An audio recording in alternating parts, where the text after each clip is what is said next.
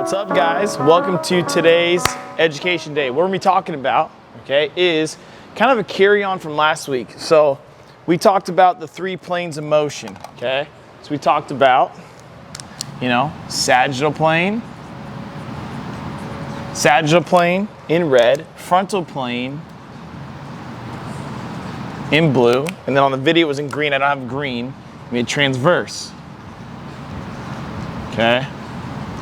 Which is a rotation type thing. Frontal plane is kind of a side to side. And then sagittal is kind of a front to back motion. Now, motions are important. Sorry, not emotions. Motions are important. So understanding motions and planes and so forth, but that's only, there's a big part of the puzzle. It's only one piece of the puzzle. But another thing that's important we're gonna talk about today is types of contractions that our muscles do, okay? So types of contractions. So let's kind of break that down a little bit, all right? So I'll also color coordinate this. So we have a myo, okay? A myometric, which is like a concentric, okay? And then we have a isometric. And you'll see the color coding in the video, which is like a isometric. Okay, so the terminology is the same there. And then we have a plyometric or pleometric, if some people want to sound fancy, which is like an eccentric contraction. So these are all muscle actions, right? Concentric, eccentric, isometric. But myometric, isometric, plyometric is a little bit clearer terminology because we're relating it to joint angles. So what do I mean by that? If I got somebody's shoulder right here, okay, and they're gonna be holding a dumbbell, right? So the dumbbell or the line of force is important. So that dumbbell wants to move the arm down. So it wants to go from here and pull the arm down. So if I was to not move my elbow and hold that position, and hold this position right here, that'd be an isometric, okay? If I was to bend the arm and make the joint angle smaller, that's a myometric. So now it's here, smaller joint angle.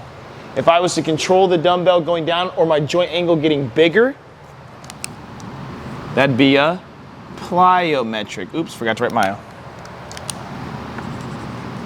So you're probably wondering, Curtis, come on, why is this important? Well, this is why it's important. Because when you're doing any type of motion, let's just say a shoulder press, okay? So I'm doing this, a shoulder press. If I'm really strong down here and I'm trying to do a myometric, I can say, oh man, the lengthened position or the plyometric portion is gonna be harder, or it's harder for that person. So I might wanna construct the exercise to match them and make it match their resistance profile. So all the different types of contraction modes that we do are important. Now let's talk about why it's important, and I'll preview this into the next video we're gonna do this week, which is, say I'm a runner. Now let's just say, let's say I play tennis. So I'm playing tennis, wham, right? And all I do is this, boom, all day. Play tennis, boom. What type of contraction are you doing on a regular basis? Sorry, I got really close right there. You're doing a myometric or a concentric. It's a concentric up top, concentric up top. So say, for example, you go to work out one day after playing tennis, the next day or even the same day, and you're like, man, I can't really do a press very well, or push-ups really hard on my right side. Well, if you're doing this type of contraction all the time, it's gonna impact how well you do other exercises. So one thing you might do, almost like rotating your tires, is work a different contraction. So if I'm doing a myometric all the time, boom, like this, you know what, I just realized I have the wrong lens on this camera. It'll work though. And I'm doing that myometric or concentric.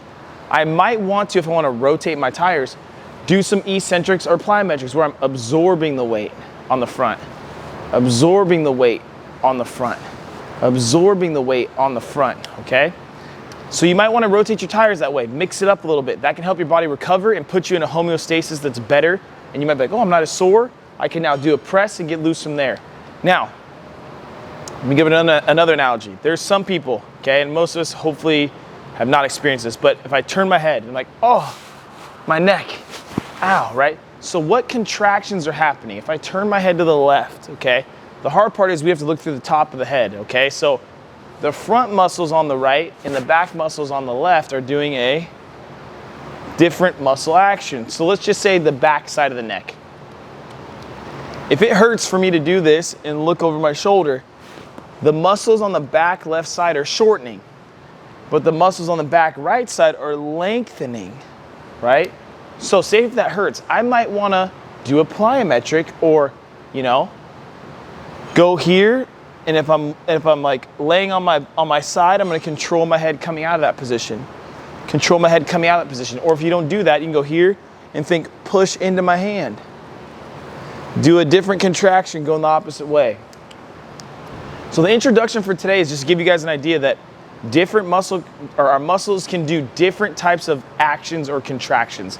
And being able to do all three, just like training all three planes of motion or within that, is important to keep your system as healthy as possible. So that's an introduction. Hopefully that wasn't a lot, right? You're like, this is too much thinking. Cool. Okay, so let's digest this. And then for our second video this week, we're gonna get a little more applicable with that information. All right, guys, see you next time.